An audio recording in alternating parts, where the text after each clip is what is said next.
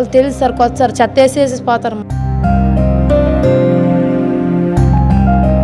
ఇద్దరు భార్య భర్త మంది తాగుతారు. చేపల బృందం కనిపించాలి. అసలు మా పక్కన వాళ్ళు చెప్తే వాళ్ళు ఫోన్ చేసి సార్ అని పిలిపించినారు.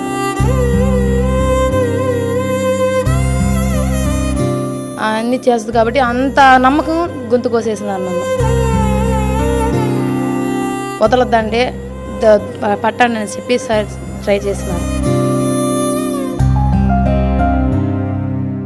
తిరుపతిలో కిడ్నాప్కి గురైనటువంటి 13 నెలల చిన్నారిని 48 గంటల్లోనే పోలీసులు చేశారు.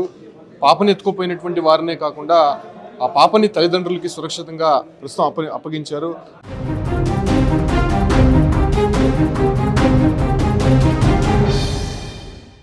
వాళ్ళ పేరెంట్స్లో మొహాల్లో కూడా చూడొచ్చు, చాలా సంతోషం కనిపిస్తోంది. పాపని ఎవరు ఎత్తుకెళ్లారో తెలియదు. అల్లారు ముద్దుగా పెంచుకున్నటువంటి చిన్నారిని ఎత్తుకెళ్లగానే పోలీసులకు ఇన్ఫార్మ్ చేసిన తర్వాత తిరుపతి ఈస్ట్ పోలీసులు ప్రత్యేక బృందాలు ఏర్పాటు చేసి పాపని ట్రేస్ చేసినటువంటి పరిస్థితి. మనతో పాటు సిఐ శ్రీనివాసులు ఉన్నారు. సార్, ఏంటి, ఎలా జరిగింది కేసు? ఎత్తుకోపోయినటువంటి వారు ఈ రాష్ట్రం నుంచి పక్క రాష్ట్రానికి వెళ్ళిపోయారు, ఎలా చేశారు? ఫస్ట్ ఆఫ్ ఆల్ తీసుకుపోయిన వ్యక్తుల గురించి కొంచెం ప్రాథమిక సమాచారం ముందుగానే మనం తీసుకోవడం జరిగింది. CC cameras first identify confirm చేసుకున్నాం. ఎవరు తీసుకెళ్లారు అనే విషయంలో కన్ఫర్మ్ చేసుకున్నాం. ఇంటి పక్కన వాళ్ళే తీసుకున్నారని కన్ఫర్మేషన్ అయింది. తర్వాత వాళ్ళ సెల్ నెంబర్స్, తర్వాత వీళ్ళకి 1 yearగా ఇక్కడే ఉంటున్నారు వాళ్ళు తీసుకుపోయిన వాళ్ళకి సంబంధించిన బంధువులు ఆ పక్క రాష్ట్రంలో ఎక్కడెక్కడ ఉన్నారో అన్నీ క్రాస్ చెక్ చేసుకున్నాం. ఇన్ఫర్మేషన్ తీసుకున్నాం. ఇమ్మీడియట్గా వాళ్ళ సొంత ఊరు ఏ ఊరు ఉందో వాళ్ళ ఊరికి పార్టీలను పంపించినాం. అయితే ఫాస్ట్గా వీళ్ళు కంటిన్యూ మూవ్మెంట్లో ఉన్నారు. వీళ్ళు 10:30 గంటలకి మనకు నేరం జరిగితే మనకు 2:30 గంటలు, ఒక 5 గంటల తర్వాత ఇన్ఫర్మేషన్ ఇచ్చినారు పోలీసులకి. ఈ 5 గంటల సమయంలోనే వాళ్ళు స్టార్ట్ చేసేసినారు జర్నీ. మొత్తం 2 వీలర్ పైన వెళ్ళిపోయినారు, టీవీఎస్ ఎక్సెల్ పైన. అయితే ఆడికి పోయిన తర్వాత ఒక 25,000కి అమ్మాయిని సేల్ చేసేయడం జరిగింది. అమ్మాయిని సేల్ చేసేస్తే అక్కడి నుంచి మళ్ళీ వాళ్ళు బెగ్గింగ్ కోసం కూడా చెన్నై ఈ రోడ్డుకి కూడా వెళ్ళిపోవడం జరిగింది. బెగ్గింగ్ చేసుకొని మళ్ళీ తిరిగి వచ్చి అందరూ మళ్ళీ ఒకటే చోట గుమ్ముకున్నప్పుడు మనకు సమాచారం వచ్చి మనం పోయి పట్టుకోవడం జరిగింది. బట్ వాళ్ళందరూ కూడా ఇది కంప్లీట్గా మనం కానీ కొంచెం నెగ్లెక్ట్గా ఉండింటే, కొంచెం అజాగ్రత్తగా ఉండినా కానీ మనకు పాప దొరికిండేది కాదు ఖచ్చితంగా. బట్ మన hard work, coordination, technical work, CC cameras, cell phone data, వీటన్నిటి బేస్ చేసుకొని కంప్లీట్గా వేలూరు నుంచి చెన్నై ఈ రోడ్డుకి పాపను తీసుకొని వెళ్ళిపోయి మళ్ళీ వేలూరుకి తీసుకొచ్చారు. మళ్ళీ వేలూరుకి వచ్చినారు. ఆమె అడుక్కోవడానికి కదా, బెగ్గింగ్ పర్పస్ ఆమె పర్చేజ్ చేసింది. అడుక్కొని మళ్ళీ తిరిగి వచ్చినారు. తిరిగి వచ్చినప్పుడు మేము క్యాచ్ చేసాం ఇన్ఫర్మేషన్.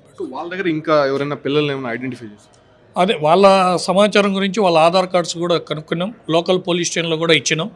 బట్ మనం 24 hours లోపల ముద్దాయిలను హాజరు పెట్టాలి కాబట్టి మనం ఫస్ట్ అరెస్ట్ చూపిస్తాను. మళ్ళీ పోలీస్ కస్టడీకి కూడా తీసుకొని ఇంకా వాళ్ళ బ్యాక్గ్రౌండ్ చెక్ చేసి ఇంకా ఏమైనా ఉంటే వాటిని కూడా బయటికి తీస్తాం. ఏ ప్రాంతానికి చెందిన వాళ్ళు ఈ 6 మంది? అంటే ఏం చేసేవాళ్ళు? వీళ్ళపైన ఏమైనా కేసులు ఏమైనా ఉన్నాయి? వాళ్ళు కూడా ఈ జుట్టు ఏరుకునే వాళ్ళు అంటారు కదా, జుట్టు, తర్వాత చెత్త, బాటలు, ఖాళీ వాటర్ బాటళ్ళు, ఇట్లా జీవనం చేసుకునే వాళ్ళు. ఒకరు మాత్రం బెగ్గింగ్, డిఫరెంట్ కల్చరు. దీంట్లో మాత్రం ఒకరు బెగ్గింగ్ చేసుకునే ఆవిడకి ఈ పాపను ఇవ్వడం జరిగింది. సో సిఐ శ్రీనివాసులు ఆధ్వర్యంలోనే ప్రత్యేక బృందాలు పాపని చేసి ప్రస్తుతం తల్లిదండ్రులకు అప్పగించారు. తల్లి ఉన్నారు. మరి ఏంటి, ఎప్పుడు తీసుకువెళ్ళారు? వాళ్ళు మీకు పక్కనే ఉండేటువంటి వారుగా తెలుస్తోంది. పాపను అప్పుడప్పుడు ఆడించుకునేవారా? వాళ్ళు తీసుకుని వెళ్ళినటువంటి సమయంలో మీరు వెతికారు కదా, సో అప్పుడు ఏమైనా పాప ఆచూకీ కానీ ఇలాంటి వాళ్ళు తీసుకెళ్ళినటువంటి ఏమైనా డౌట్ వచ్చింది? డౌట్ వల్ల మామూలు చేపల పునుకొని పెడతాను. చేపల బృందం కనిపించాలి. అసలు మా పక్కన వాళ్ళు చెప్తే వాళ్ళు ఫోన్ చేసి సార్ అని పిలిపించినారు. పిలిపిస్తే మేము ఇట్లా చెప్పినాం, ఎన్ని గంటలకు తప్పింది, ఎన్ని గంటలకు ఎత్తుక్కున్నావు, ఏమి ఎక్కడ అని అడిగితే, నేను నీళ్ళు పడుతున్నా సార్, నేను గమనించలేదు సార్, పాప చేపల పనుకుంటే లేదు, మాకు తెలిసిన వాళ్ళు తొడుకొని పోయినారు, వాళ్ళు లేరంటే మళ్ళీ సారు కెమెరాలో చూసి కనిపెట్టించారు. వాళ్ళు ఎన్ని రోజులు అయింది మా మీ ఉండే ప్రాంతం? వాళ్ళు తెలుసు సార్, కొత్త సార్ చెత్తేసేసి పోతారు. మనకు అవన్నీ ఐడియా లేదు. వాళ్ళు పాపను ఎత్తి పెట్టుకుంటారు, అంగడి గింగడ తీసుకొని పోతారు. వాళ్ళు ఇద్దరు భార్య భర్త మందు తాగుతారు. అట్టా మందు షాప్ కూడా తొడుకొని పోతారు. ఆ నమ్మకం వల్ల నేను వదిలేసినాను తప్పితే మనకు అంత ఐడియా లేదు సార్. ఆడిపించుకుంటారు, తినిపిస్తా ఆడమైతే అన్నీ చేస్తుంది కాబట్టి అంత నమ్మకం గొంతు కోసేసినారు నన్ను, అంతే, ఇంకేమిలా. ఎన్ని రోజులు ఏందమ్మా, ఎన్ని రోజుల్లో ట్రేస్ చేశారు పోలీసులు, ఎలాంటి సహకారం? చెప్తానే చేసినారు సార్ పాపం. ఆ కెమెరా దొరకతానే ఏదో సార్ నిజంగా భిన్న ఇప్పుడే పరిగెత్తాను, చిన్న బిడ్డది వదలొద్దండి పట్టండి అని చెప్పి సార్ ట్రై చేసినారు. ఇద్దరు తల్లిదండ్రులు వీళ్ళంతా కూడా ఆమె చాలా హ్యాపీగా ఫీల్ అవుతుంది, ఇక నా పాప దక్కదేమో అనేటువంటి ఒక భయభ్రాంతులకు గురైనటువంటి దంపతులకి ఆ పాపని చాలా చాకచక్యంగా పట్టుకొని అప్పగించడం జరిగింది.